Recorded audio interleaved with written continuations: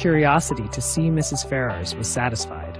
She had found in her everything that could tend to make a farther connection between the families undesirable.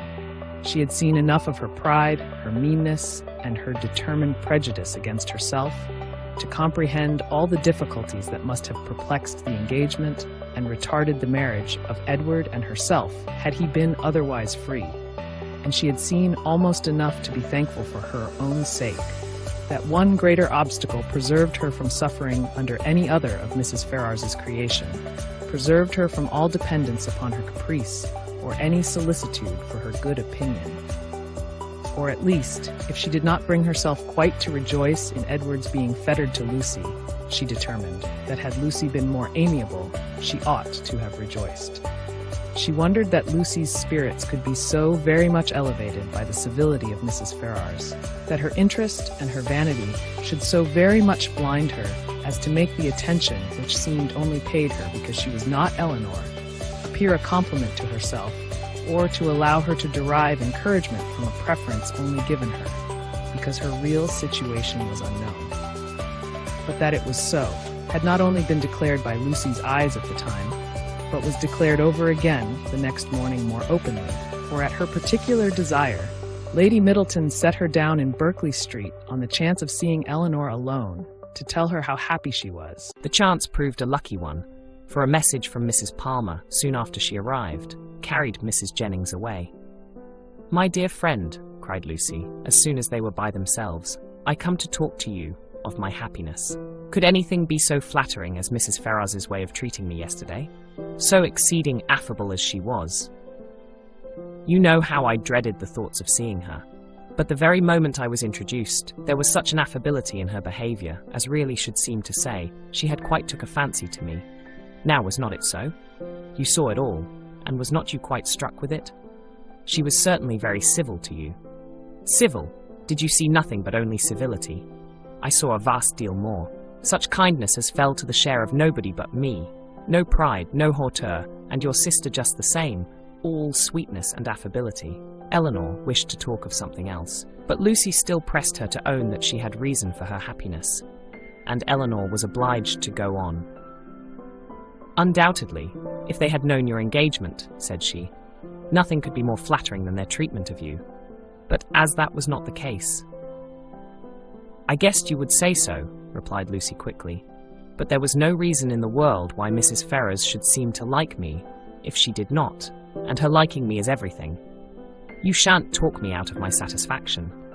I am sure it will all end well, and there will be no difficulties at all to what I used to think. Mrs. Ferrars is a charming woman, and so is your sister. They are both delightful women indeed. I wonder I should never hear you say how agreeable Mrs. Dashwood was." To this Eleanor had no answer to make, and did not attempt any. "Are you ill, Miss Dashwood? You seem low, you don't speak. Sure you ain't well?" "I never was in better health.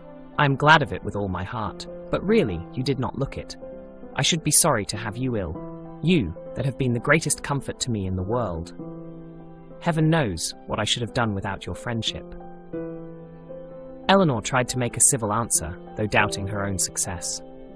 But it seemed to satisfy Lucy, for she directly replied, "Indeed, I am perfectly convinced of your regard for me, and next to Edward's love, it is the greatest comfort I have.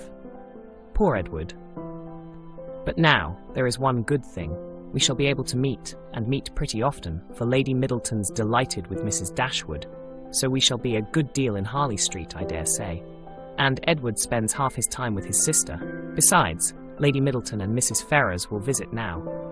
And Mrs. Ferrars and your sister were both so good to say more than once they should always be glad to see me. They are such charming women.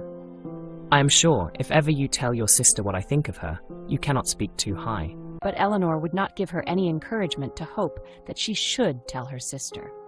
Lucy continued, "I am sure I should have seen it in a moment, if Mrs. Ferrars had took a dislike to me. If she had only made me a formal courtesy, for instance, without saying a word, and never after had took any notice of me, and never looked at me in a pleasant way. You know what I mean. If I had been treated in that forbidding sort of way, I should have gave it all up in despair. I could not have stood it, for where she does dislike, I know it is most violent. Eleanor was prevented from making any reply to this civil triumph by the doors being thrown open, the servants announcing Mr. Ferrars, and Edward's immediately walking in. It was a very awkward moment, and the countenance of each showed that it was so. They all looked exceedingly foolish, and Edward seemed to have as great an inclination to walk out of the room again as to advance farther into it. The very circumstance, in its unpleasantest form, which they would each have been most anxious to avoid, had fallen on them. They were not only all three together, but were together without the relief of any other person. The ladies recovered themselves first. It was not Lucy's business to put herself forward, and the appearance of secrecy must still be kept up. She could therefore only look her tenderness, and after slightly addressing him, said no more. But Eleanor had more to do, and so anxious was she, for his sake and her own, to do it well, that she forced herself, after a moment's recollection, to welcome him with a look and manner that were almost easy and almost open. And another struggle, another effort still improved them. She would not allow the presence of Lucy, nor the consciousness of some injustice towards herself, to deter her from saying that she was happy to see him, and that she had very much regretted being from home when he called before in Berkeley Street. She would not be frightened from paying him those attentions which, as a friend and almost a relation, were his due by the observant eyes of Lucy, though she soon perceived them to be narrowly watching her. Her manners gave some reassurance to Edward, and he had courage enough to sit down, but his embarrassment still exceeded that of the ladies in a proportion which the case rendered reasonable, though his sex might make it rare, for his heart had not the indifference of Lucy's, nor could his conscience have quite the ease of Eleanor's. Lucy, with a demure and settled air, seemed determined to make no contribution to the comfort of the others, and would not say a word. And almost everything that was said proceeded from Eleanor, who was obliged to volunteer all the information about her mother's health, their coming to town, etc., which Edward ought to have inquired about, but never did.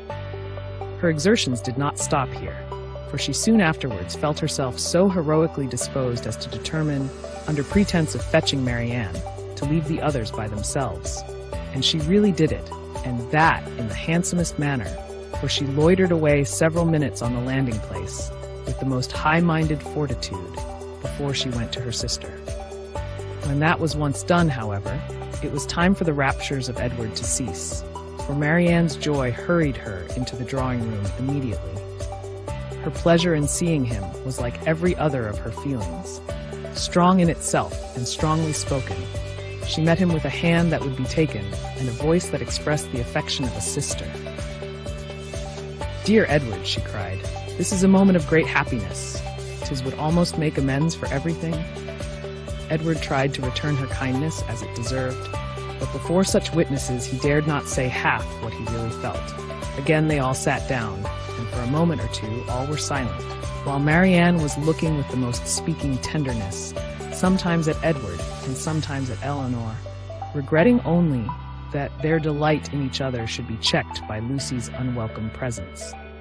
Edward was the first to speak, and it was to notice Marianne's altered looks and express his fear of her not finding London agree with her. "Oh, don't think of me," she replied with spirited earnestness, though her eyes were filled with tears as she spoke. "Don't think of my health. Eleanor is well, you see. That must be enough for us both."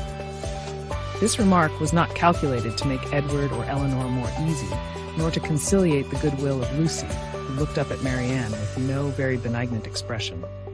"Do you like London?" said Edward, willing to say anything that might introduce another subject. "Not at all. I expected much pleasure in it, but I have found none.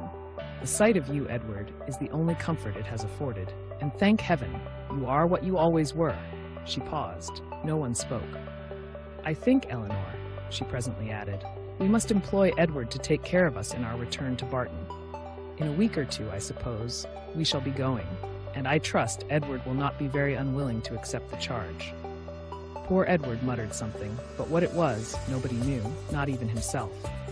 But Marianne, who saw his agitation, and could easily trace it to whatever cause best pleased herself, was perfectly satisfied, and soon talked of something else. We spent such a day, Edward, in Harley Street yesterday. So dull, so wretchedly dull.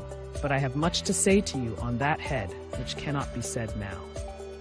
And with this admirable discretion did she defer the assurance of her finding their mutual relatives more disagreeable than ever, and of her being particularly disgusted with his mother, till they were more in private.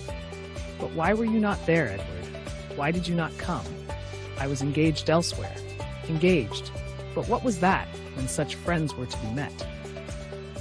Perhaps, Miss Marianne, cried Lucy, eager to take some revenge on her, you think young men never stand upon engagements if they have no mind to keep them, little as well as great.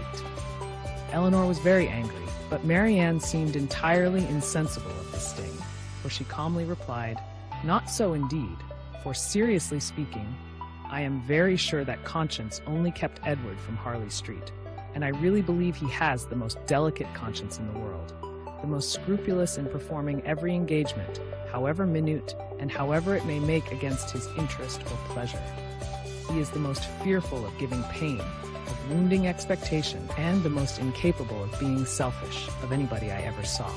Edward, it is so, and I will say it. What, are you never to hear yourself praised?